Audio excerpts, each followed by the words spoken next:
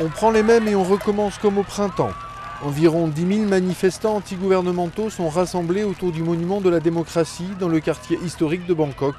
Comme il y a quelques mois, les chemises rouges réclament des élections immédiates. Je veux me battre pour ce qui est juste. Je me battrai jusqu'à la mort et je ne regretterai jamais. Les rassemblements du printemps 2010 avaient attiré jusqu'à 100 000 personnes qui accusaient le gouvernement de servir les élites de la capitale. Beaucoup venaient du nord-est rural et pauvre de la Thaïlande, fief de l'ex-premier ministre en exil, Thaksin Shinawatra, renversé par un coup d'État en 2006. Dans le passé, c'était des universitaires et des gens de la classe moyenne qui menaient les manifestations.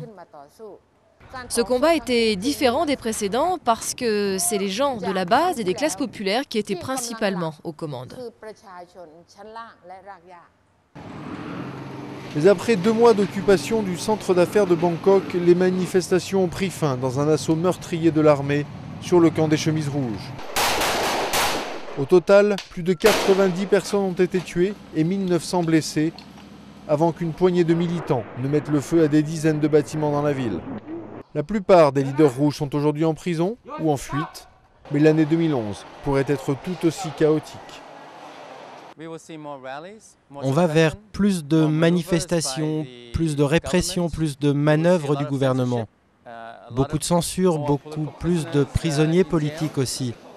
Il y aura de la répression dans les campagnes, de l'autocensure. Bref, ça deviendra de plus en plus un régime militaire autoritaire déguisé pour consolider les élites. Des prédictions que le gouvernement nie farouchement alors que l'état d'urgence vient d'être levé. Nous nous attendons à la libération de plusieurs personnes qui avaient été arrêtées et inculpées. Avec la levée de l'état d'urgence, il y aura de moins en moins de censure. Nous revenons à la normale. Mais les leaders rouges poursuivis pour terrorisme ne seront pas libérés et le mouvement promet de maintenir la pression sur le gouvernement en organisant 2 manifestations par mois. Le combat ne fait que commencer. Des élections sont en principe attendues en 2011.